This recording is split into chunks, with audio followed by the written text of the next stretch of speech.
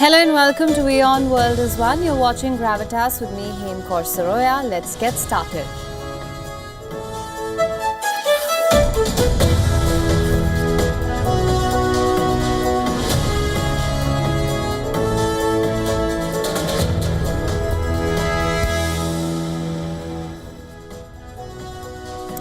Canada appears to be facing the consequences of years of appeasement in allowing separatists and terrorists to operate unchecked. They say you reap what you sow.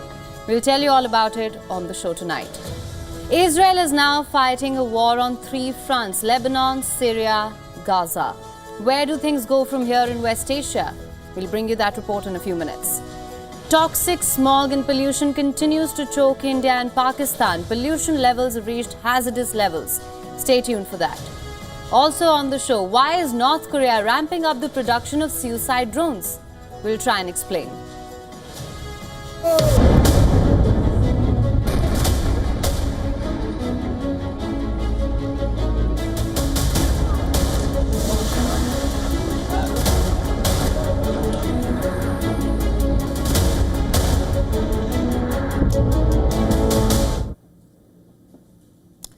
West Asia is ablaze.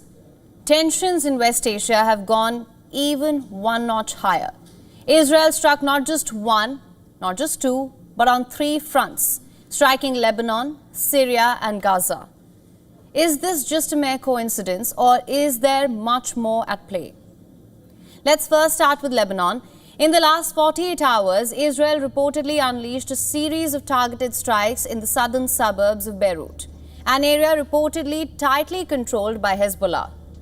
According to the Israeli Defense Forces, IDF, these strikes hit 30 key locations like weapons warehouses, military headquarters and other critical infrastructure used by Hezbollah, with the intent to quote-unquote dismantle and degrade the military capabilities of Hezbollah. Explosions could be seen through the night and early hours of Friday across Lebanon's capital as plumes of smoke engulfed neighborhoods, marking the fourth consecutive day of intense attacks by Israel on Beirut. One particularly devastating strike flattened a building, leaving destruction in its wake. We were sitting in our home. Israel sent an evacuation warning that they will hit the Central Park area. We came out to see and we saw the building being leveled to the ground. And as you can see now, we have no one but God.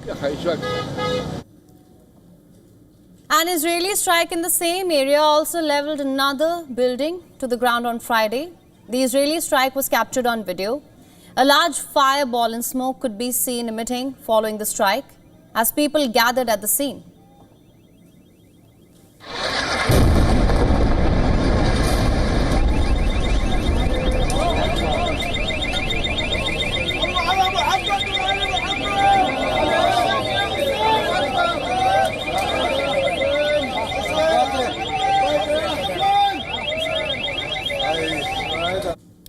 Reportedly, this strike was carried out around 50 minutes after an Israeli evacuation warning for the area. Israel also struck the eastern Lebanon town of Baalbek, reportedly another stronghold of Hezbollah. As per reports, at least 12 people were killed, including 8 civil defense personnel. The strike reportedly targeted a main civil defense facility in the city. Meanwhile, Israel's energy minister, Eli Cohen, told Reuters that Israel is determined to retain quote-unquote operational freedom within Lebanon, should any future agreements with Hezbollah be reached. Cohen reportedly also said, "We will be less forgiving than in the past."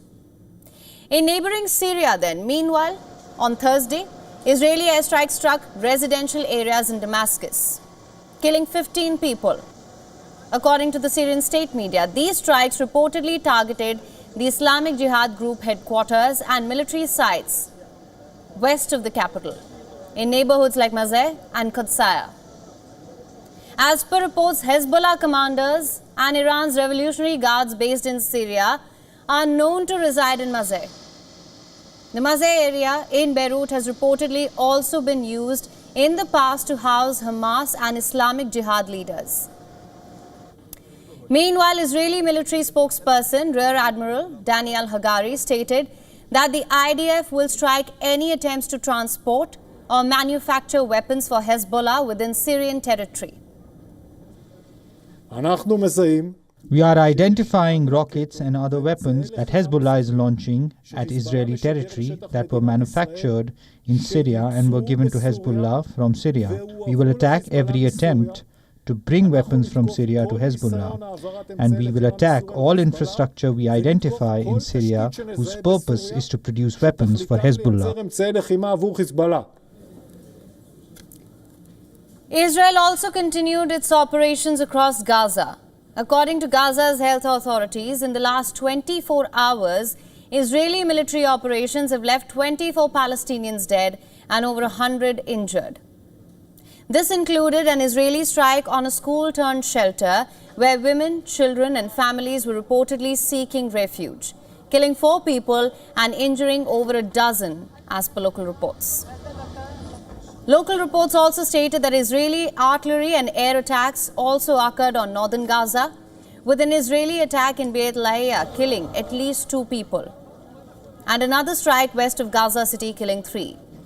Beyond the battlefield, there are also new developments on the diplomatic front. On Monday, Elon Musk reportedly met with Iran's ambassador to the United Nations, just a day before US President-elect Donald Trump named the SpaceX founder as one of the heads of the newly created Department of Government Efficiency. Reportedly, it was Musk who initiated this meeting, which was centered around how Iran and the United States can diffuse tensions. This was according to a New York Times report. On the condition of anonymity, 2 Iranians described the meeting as positive and good news.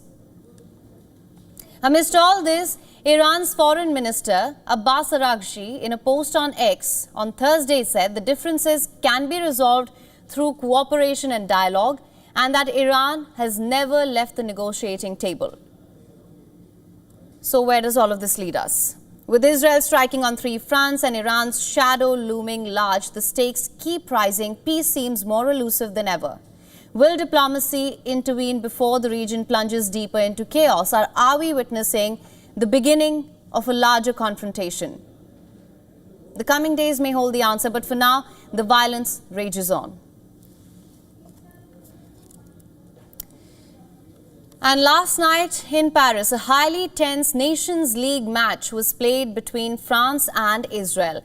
And although there were protests and a skirmish too, involving Israeli fans inside the national stadium, along with 40 arrests, there was no repeat of the violence that took place in Amsterdam a week ago.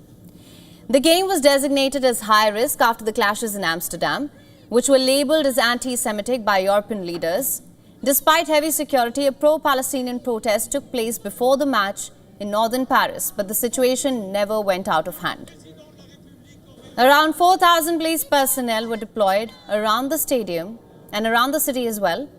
Hundreds denounced France for hosting the game and giving legitimacy to Israel's war against Hamas. French President Emmanuel Macron attended the game along with his interior minister. Macron said it was in solidarity with the victims of anti-Semitism. Although the Israeli Prime Minister Benjamin Netanyahu urged supporters not to attend the match, around 600 Israeli fans were escorted in buses under heavy police protection. The Israeli fans sat in the corner of the 80,000 capacity stadium. There were some clashes while the Israeli anthem was booed by rival fans.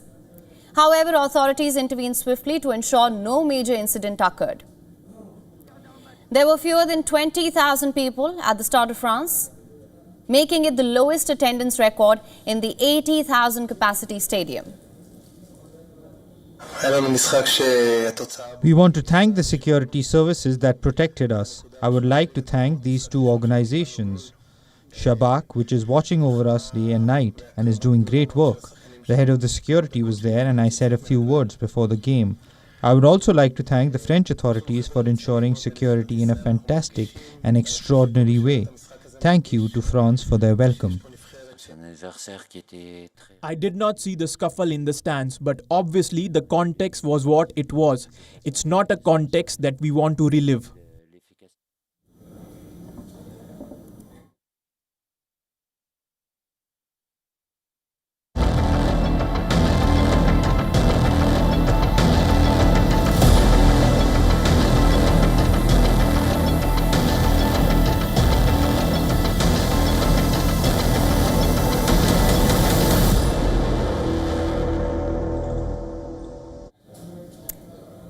And our next story is about India and its neighbor Pakistan.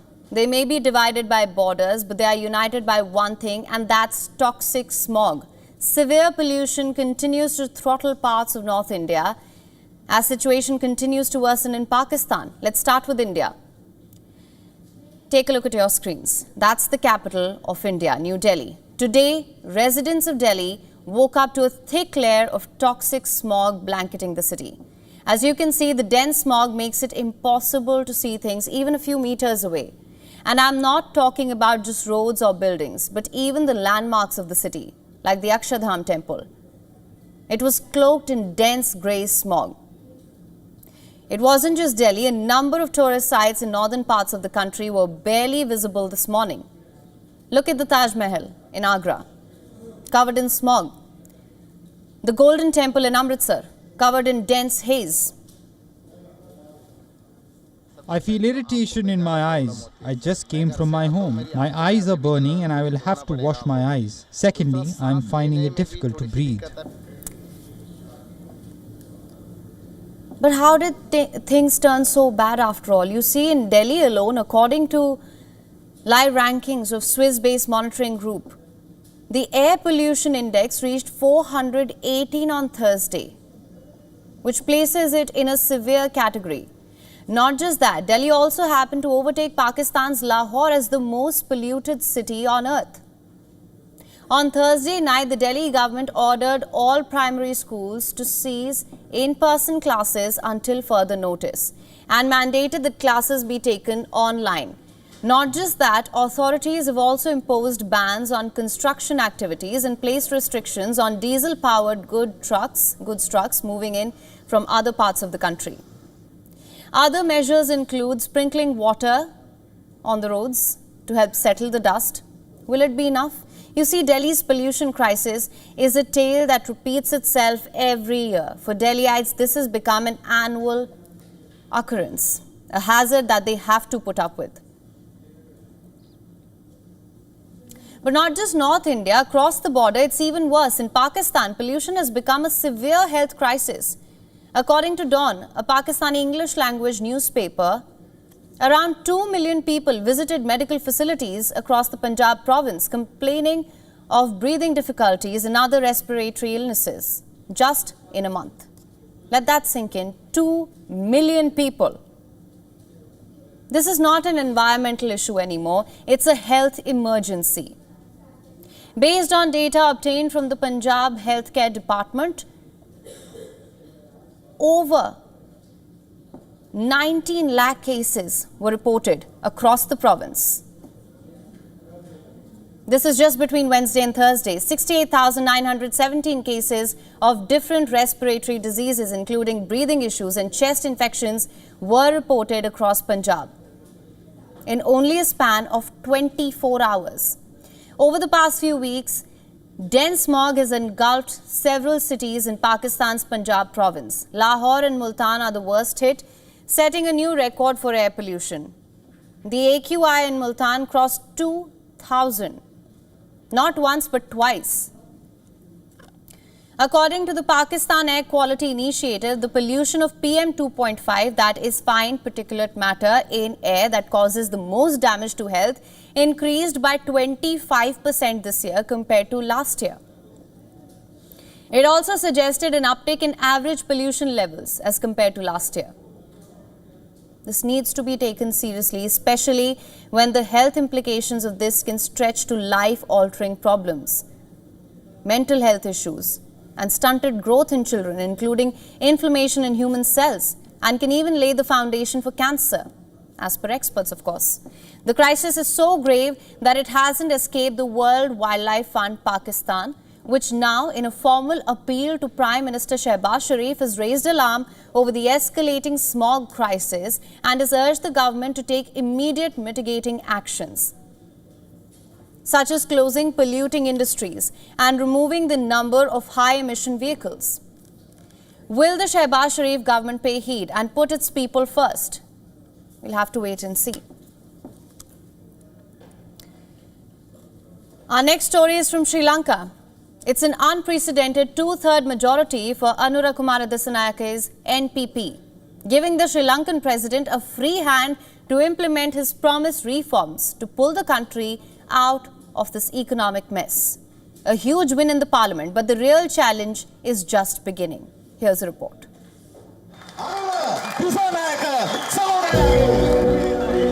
Anura Kumara Dissanayake, the man of the moment, the man Sri Lanka has given its blessings to deliver on an array of fronts. A two-third parliamentary majority that he's come out with means unprecedented sweeping democratic powers for Dissanayake and his party.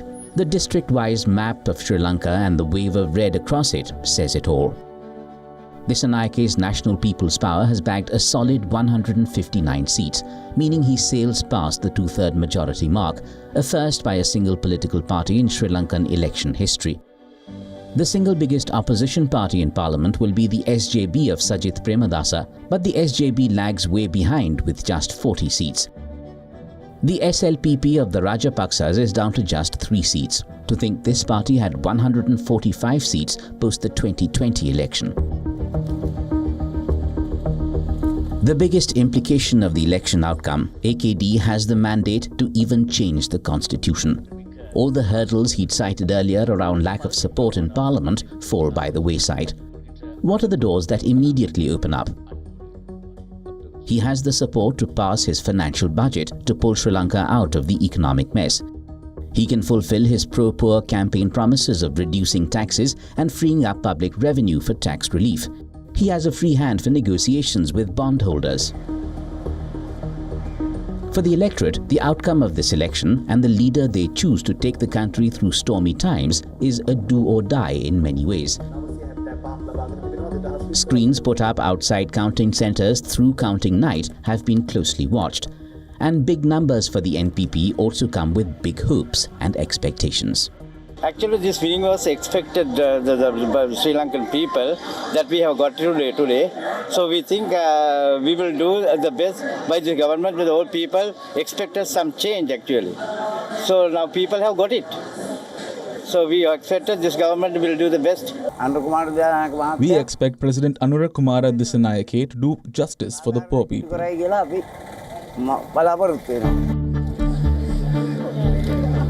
It's a huge win, but still only the first one. There's a lot more on this list.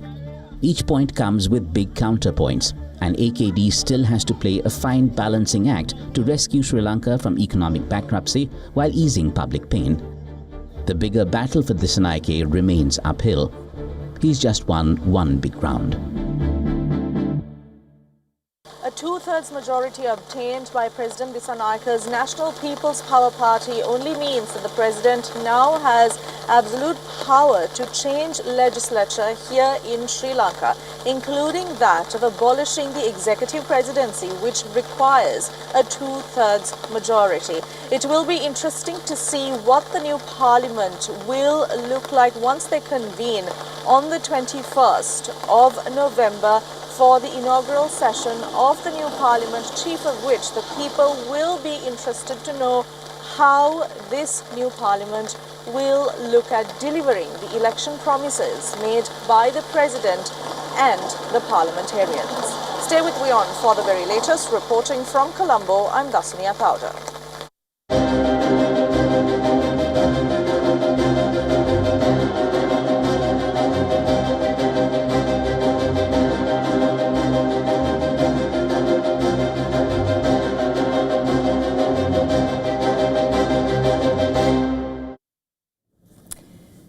The United States is facing a health crisis of epic proportions. A sweeping new study reveals a staggering statistic. Nearly 3/4 of American adults are overweight or obese. The implications are dire as weight-related diseases threaten to overwhelm the nation's medical system. The data paints a grim picture. In just a few decades, obesity rates have skyrocketed, with over 50% of the adults now classified as obese. Worse still, the scourge is spreading to younger populations, with 1 in 3 teens and 1 in 5 children predicted to be obese by 2050. The underlying causes are clear: a dramatic shift in dietary habits towards calorie-dense, nutrient-poor processed foods, coupled with increasingly sedentary lifestyles, as traditional whole foods are replaced by imports and industrialized food, and the nation's collective waistline, it's expanded at an alarming rate. The ramifications are severe. Obesity is a known risk factor for a host of debilitating conditions, from diabetes and heart disease to certain cancers. As these weight-related maladies proliferate, the strain on the healthcare system, that is going to be intense, threatening to cripple the nation's medical infrastructure. The study defines overweight adults as people with a body mass index or BMI of 25 or higher, and obese adults as those with a BMI of 30 or above. While BMI has limitations, it is a practical tool for tracking obesity trends on a population scale. Experts warn that without aggressive interventions like nutritional education, accessible healthy food, and comprehensive public health campaigns, these trends will continue to spiral, affecting nearly 260 million Americans by mid-century. The problem is not just for America. The World Health Organization declared obesity a global epidemic in 1997. The prevalence of obesity has increased dramatically since then. In 2022, 1 in 8 people worldwide are obese. Obesity can lead to increased risk of type 2 diabetes and heart disease. It can affect bone health and reproduction and increases the risk of certain cancers, as I mentioned earlier. Obesity also influences the quality of life, affecting activities like sleeping and moving.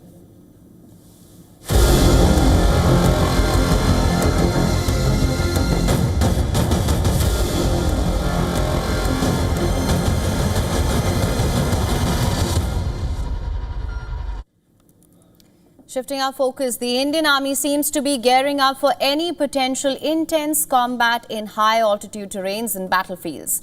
The Army is seeking high-altitude surveillance drones and rugged all-terrain vehicles, ATVs. In this regard, India's Ministry of Defence has floated an RFI, request for information for new drones and ATVs. The Army is scouting for state-of-the-art surveillance drones capable of operating in extreme conditions at over 4,500 meters. Drones that can withstand brutal weather, navigate through deserts and plains, and function seamlessly day or night. Furthermore, the Army has specified that the drones should have a modular design, one that allows upgrades as technology evolves. What does this mean? The Army isn't just looking at its present needs, but also planning for future challenges. Now let's break down what these drones must deliver. They need to have high-resolution cameras to capture crystal clear images and videos. They need to be equipped to transmit real-time data back to ground commanders, ensuring every critical moment is captured and acted upon. These drones must stay airborne for a minimum of 1 hour, covering at least a 5-kilometer range. Furthermore, it should be suitable to withstand high-altitude strong winds of up to 20 knots and function in temperatures varying from as low as minus 20 degrees Celsius to 45 degrees Celsius. In a nutshell, these drones will be the Army's eyes in the sky.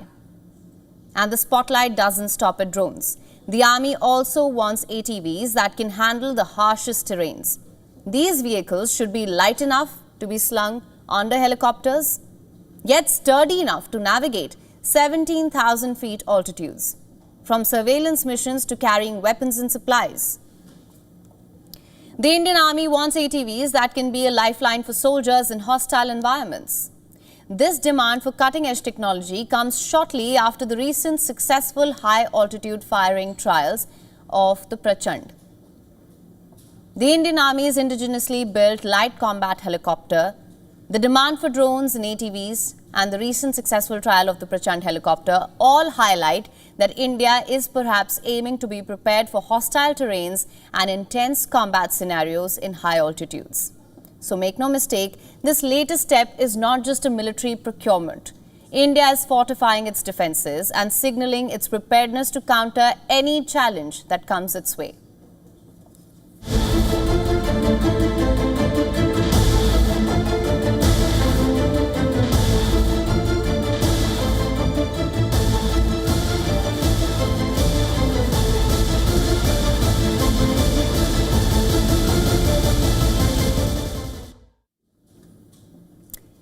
Shifting our focus now, for some time, we've asked what Trump 2.0 would look like for Ukraine. And as the days go by, and as Trump finalizes his new cabinet, the answer to that question is getting clearer, and it might surprise you. Let's start with Trump's pick for US National Intelligence Chief, Tulsi Gabbard. Ukraine has accused her of being on the Kremlin's payroll. After the start of the Russia-Ukraine war, Gabbard, who is a former Democratic congresswoman who quit the party to endorse Republican Trump, has also claimed that it was the United States and NATO that provoked Russia into launching the biggest war in Europe since 1945. Take a look at her tweet from 2022. On the first day of the war, as Russia sent troops and tanks into Ukraine, Gabbard posted, and I'm quoting here, "This war and suffering could have easily been avoided if the Biden administration, NATO, had simply acknowledged Russia's legitimate security concerns regarding Ukraine becoming member of NATO, which would mean US." What's more, Gabbard has also accused Washington of seeking regime change in Moscow, a remark that led to her being described by Russian state television as "our girlfriend." And a Russian agent, Senator Mitt Romney, has accused Gabbard of parroting fake Russian propaganda, while Hillary Clinton described her as a Russian asset during a 2016 presidential campaign. That's not all. Ukraine's Center for Countering Disinformation has alleged that Gabbard had been taking the Kremlin's money to spread disinformation. The center, established by President Zelensky, is part of Ukraine's National Security and Defense Council in Kyiv. It has made this allegation without providing any proof. This allegation was made in a publication online in 2022. According to British daily The Times, the post was deleted by the center immediately after Trump announced Gabbard as his new US intelligence chief. The claim could threaten ties between Kyiv and Washington if Gabbard is confirmed for the post by the Senate. But coming back to the issue of Ukraine's NATO membership, remember, NATO has repeatedly said that Ukraine will be granted membership in the military alliance, but has not given a timeline. It's been almost 3 years since the war started, and NATO shows no signs of letting Ukraine join soon.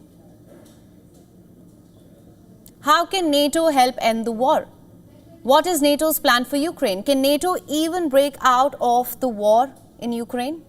Remember, the Kremlin demanded before its invasion of Ukraine that NATO remove troops and missile defense systems from countries in Eastern Europe that joined the alliance after 1997. On the other side, NATO has made some tall promises to Ukraine. Some leaders had also promised speedy membership, even though that was never likely in the foreseeable future, if at all.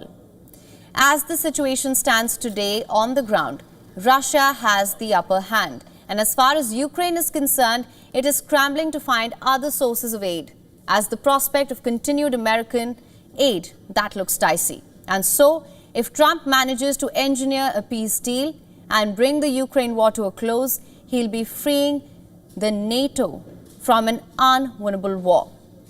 The US president-elect has made plenty of noise during his campaign about how he would end the war and force the two sides to sit down and talk within 24 hours of taking office. Moving on then, China has made a significant move in Southern America with the inauguration of the Lanka port in Peru. You see, this isn't just any port. It's a $3.5 billion statement of intent, a declaration from Beijing that it is aiming to redefine the balance of power in South America. Let's break it down. It's located about 80 kilometers north of Peru's capital. It's the first Beijing-funded port in South America and a key piece in China's Belt and Road Initiative, a project that reportedly promises to transform trade routes, cut logistical costs, and strengthen China's influence far beyond Asia. And make no mistake, this is more than just an economic strategy. It's a geopolitical move. Chinese President Xi Jinping inaugurated the port virtually alongside Peru's president. The development comes at a time when Beijing braces for a second Trump administration and potential hardline trade policies. Xi's message was perhaps clear. China isn't retreating, it's only doubling down. Xi called Shanghai the birth of a quote-unquote new land-sea channel connecting Asia and Southern America. But what does this mean for the United States? Washington has long considered Southern America its backyard. With the opening of this port, Beijing is definitely challenging that notion. For Peru, the port reportedly is a game changer. It positions the country as a regional trade hub, serving not just Peru but also Chile, Colombia and Ecuador. These nations can now reportedly bypass US and Mexican ports to directly with Asia. The economic implications of which are reportedly immense. China is definitively of vital importance to Peru.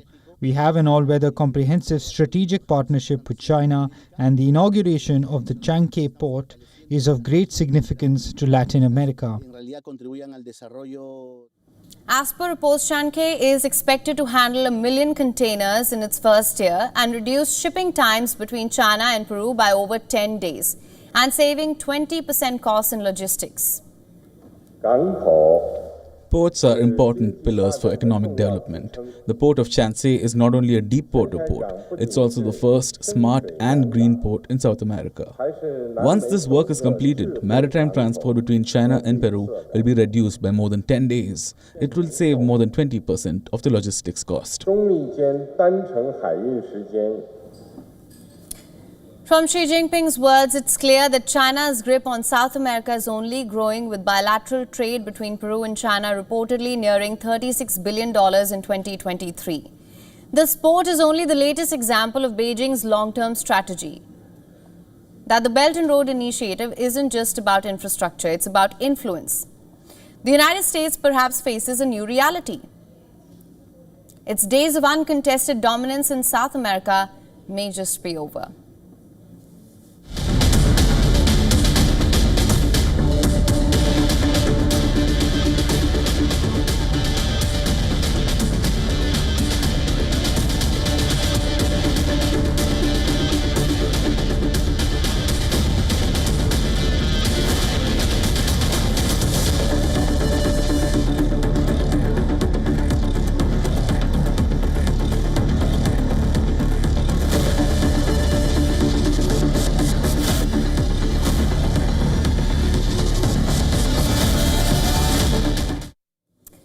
And in a significant development from North Korea, North Korean leader Kim Jong-un has ordered the mass production of suicide drones.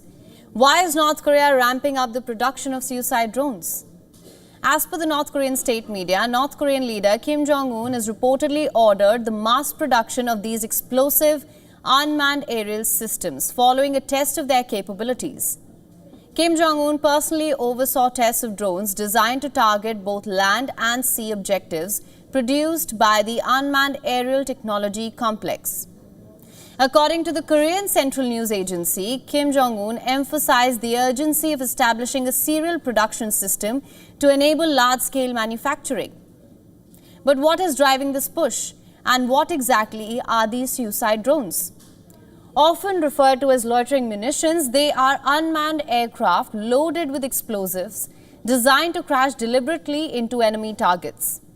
This effectively transforms them into low-cost guided missiles. First unveiled by Pyongyang in August, these drones have drawn attention from global experts, many of whom link their development to North Korea's growing ties with Russia. Could this technology be imported? The drones bear striking similarities to the Israeli-made Harop, the Russian Lancet 3 and Israel's Hero 30. Experts speculate that North Korea may have gained access to these designs indirectly via Russia and Iran. The test conducted on Thursday reportedly saw these drones hit their targets with precision, flying along preset paths. KCNA further highlighted their role as a cost-effective striking power tool that can operate over varied regions, serving as a critical component in North Korea's military arsenal. How might this fit into Pyongyang's broader strategy? Kim Jong-un has placed increasing importance on developing unmanned hardware systems and integrating them into North Korea's military operations. This focus aligns with the nation's ongoing tensions with South Korea, now officially labelled a hostile state by North Korea.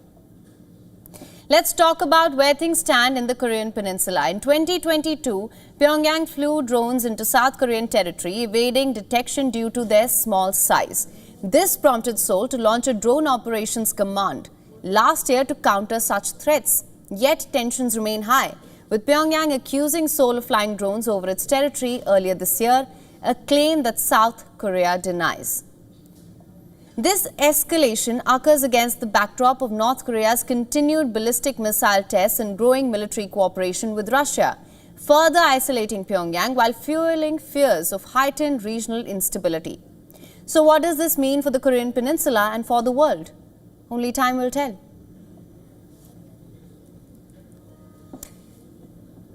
It's an encroachment on history, right in the heart of India's national capital, New Delhi, that had the top court of India fuming this week. The Supreme Court of India pulled up the authorities for failing to protect a Lodi-era monument that was built in the 15th century. No doubt finding the location and the structure, Covenant, a neighbourhood resident welfare association, had turned the structure into its office, illegally occupying it for decades since the 1960s. Questioned by a livid Supreme Court bench, the RWA claimed that it had not occupied the monument. Anti-social elements could have damaged it. Throwing out the RWA's arguments, the Supreme Court bench said its occupation cannot be allowed under any circumstances. Notably, the RWA had even introduced several modern-day alterations to the centuries-old monument, including a false ceiling and an air conditioner. Earlier this year, the top court had asked the investigating agency to probe how the RWA came to occupy the structure. Several historical monuments in New Delhi continue to face apathy and neglect despite their cultural significance and are often overshadowed by the city's continuous urbanization and development. Now, among these historical monuments is the Gumti of Sheikh Ali tomb, a 700-year-old structure that has been in the heart of a legal and cultural controversy. The Indian Apex Court has cracked down on the illegal occupation of this historical tomb, which is in fact located in a posh locality area of Defence Colony in the heart of the Indian capital, New Delhi. And despite being a protected heritage site, has been at the centre of a long-standing dispute. Now, the Defence Colony Welfare Association has been occupying this tomb for decades and has actually run its office operations from these premises, justifying their presence by arguing that the monument would have otherwise attracted criminal elements if left unguarded. The Supreme Court has, however, rejected this argument and called out DCWA for unauthorized occupation. It has also called out the Archaeological Survey of India for allowing this illegal occupation.